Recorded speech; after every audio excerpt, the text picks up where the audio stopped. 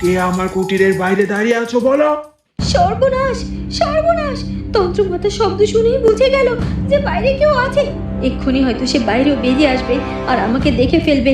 শিগগিরই আমাকে এখান থেকে সরে যেতে হবে, নইলে হয়তো আমি।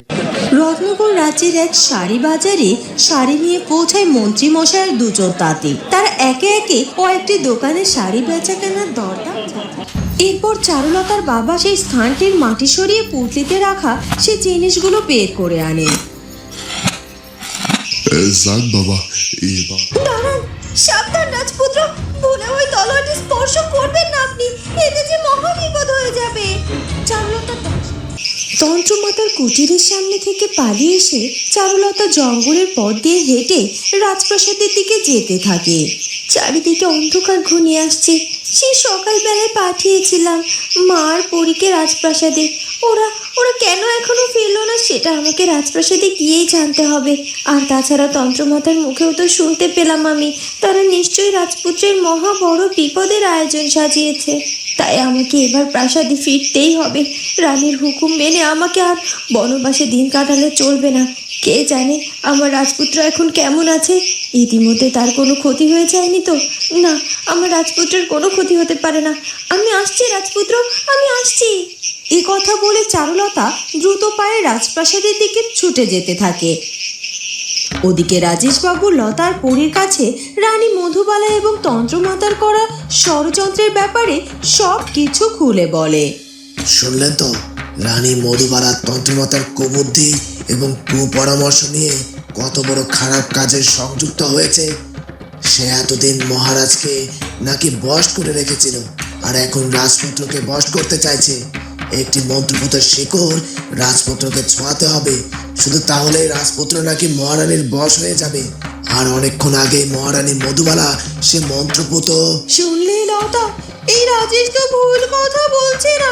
রানী মধুবালা তো সত্যি তন্ত্রমাতার সাহায্যে রাজামশাইকে বশ করে রেখেছিল। হ্যাঁ, তাই তো। আর রাজেশের কথা যদি সত্যি হয় তাহলে তো রাজপুত্রের খুব বিপদ। রাজপুত্র যদি একবার ওই মন্ত্রপুত শেকড় ছুঁয়ে ফেলে তাহলে তো সর্বনাশ হয়ে যাবে। হ্যাঁ, আমি তো সেজন্যই আপনাদেরকে বলছি, যত দ্রুত সম্ভব আপনারা প্রাসাদের ভেতরে গিয়ে রাজপুত্রকে রক্ষা করুন। আমি এখন কারাগার থেকে পালানো আসামি, তাই আমি চাইলেও তো প্রাসাদের ভেতরে যেতে পারছি না। এই জন্যই আপনাদেরকে যেতে বলছি। হ্যাঁ হ্যাঁ, আমরা এক্ষুনি যাচ্ছি। রাজপুত্রকে বিপদ থেকে আমাদের বাঁচাতেই হবে। চলো পরি, চলো, আমরা পাখি হয়ে যাই। আর লতা, ভুলে গেলে নাকি হাজার হলেও এই লোক আমাদের চারণ শত্রু, তাই এর সামনে কিছুতেই আমাদের শক্তির প্রকাশ করা যাবে না। হ্যাঁ হ্যাঁ পরি, চলো চলো, দৌড়ে গিয়ে রাজপুত্রকে বাঁচাতে হবে। আর রাজেশবাবু, আপনার সাথে আবার আমরা পরে কথা বলবো। আপনি কেন আর কখন কারাগার থেকে পালিয়েছেন সেটা তো জানতে হবে আমাদের।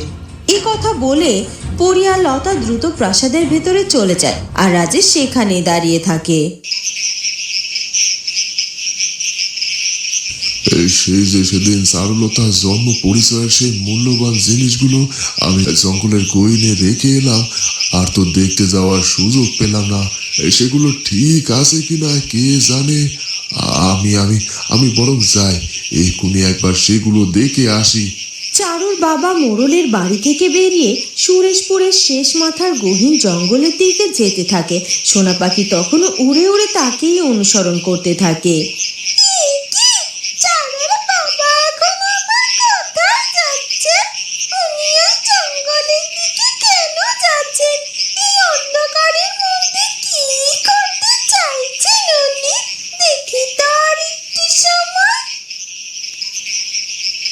কিছুক্ষণের মধ্যেই চারুলতার বাবা জঙ্গলের সেই গহীন স্থানটিতে পৌঁছে যায়। এখানে কোথাও একটা পুঁতে রেখেছিলাম। আমি অন্ধকারে জায়গাটি তো সঠিকভাবে চিহ্নিত করতেও পারছি না। দিনের বেলায় আসলে বরং ভালো হতো, কিন্তু আবার আমার মনে হচ্ছিল দিনের বেলাটা আসাটা এখানে নিরাপদ নয়। আমি চাই না আমার পিছু পিছু এখানে কেউ অনুসরণ করে এসে চারুলতার জন্ম পরিচয়ের মূল্যবান দুটো জিনিস সম্পর্কে জেনে যাক। এই তো এই জায়গাটিতেই আমি রেখেছিলাম ওই জিনিস দুটো। মাটি খুঁড়ে একবার তুলে দেখবো নাকি। এসেছি যখন তাহলে জিনিসগুলো নিজের চোখে একবার দেখে মনটাকে নিশ্চিন্ত করেই যায় বরং।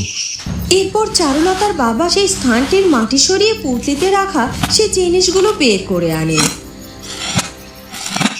যাক বাবা, এবার মনটা একটু শান্তি পেল।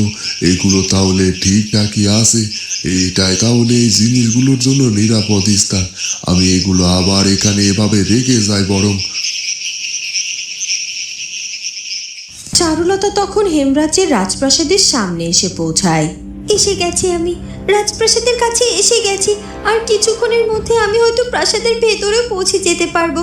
হে বিধাতা, তুমি ততক্ষণ আমার রাজপুত্রকে রক্ষা করো, সে যেন কোনোভাবে কোনো বিপদে না পড়ে।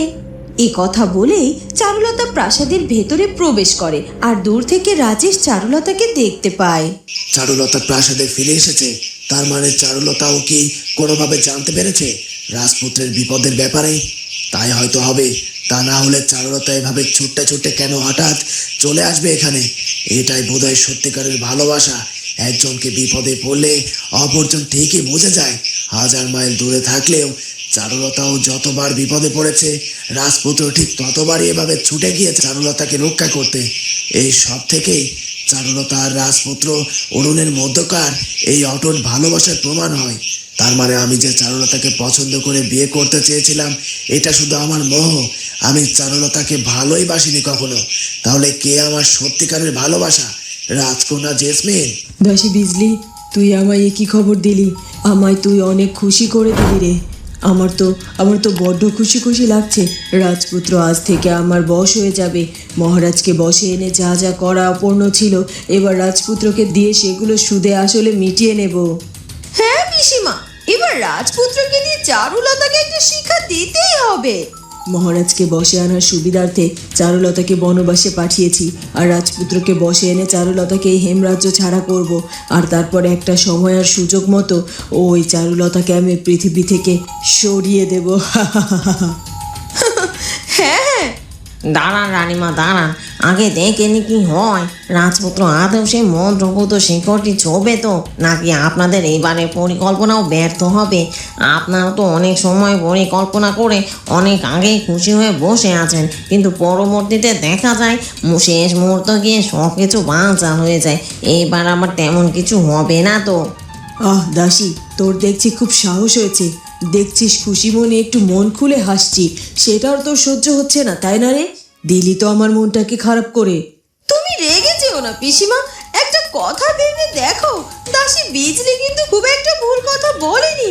আমাদের সাথে বারবার যেটা ঘটে যায় সেটাই বলেছো। সত্যিই তো, আমারও কিন্তু এবার ভয় লাগছে।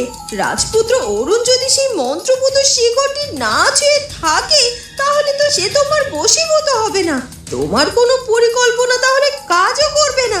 সবার আগে আমাদের এটা নিশ্চিত হতে হবে যে রাজপুত্র আদেও সেই শিকড়টি ছুঁয়েছে কিনা। ওই তো আমার তলোয়ারটি। এক্ষুনি ওটাকে সঙ্গে করে নিয়ে আমাকে যেতে হবে চারুলতার কাছে। চারুলতার বিপদ হোক, এমন কিছু হতে দেওয়া যাবে না। একবার গিয়ে ওকে একটু পাহারা দিয়ে আসি, যেন কেউ রাতের আধারে আমার চারুর কোনো ক্ষতি করতে না পারে। আর শত্রুপক্ষকেও জানান দিতে হবে চারুলতা বনবাসে থাকলেও সে একা নয়, তার পাশে সবসময় রাজপুত্র অরুণ ছায়ার মতো আছে। বন্ধুরা, কি হতে চলেছে এরপর সেটা জানবো আমরা চারুলতা গল্পের পরবর্তী পর্বে। আর আমাদের আজকের পর্বটি ভালো লাগলে অবশ্যই আমাদের চ্যানেলটিকে সাবস্ক্রাইব করে দিও। দেখা হবে পরবর্তী পর্বে। ধন্যবাদ।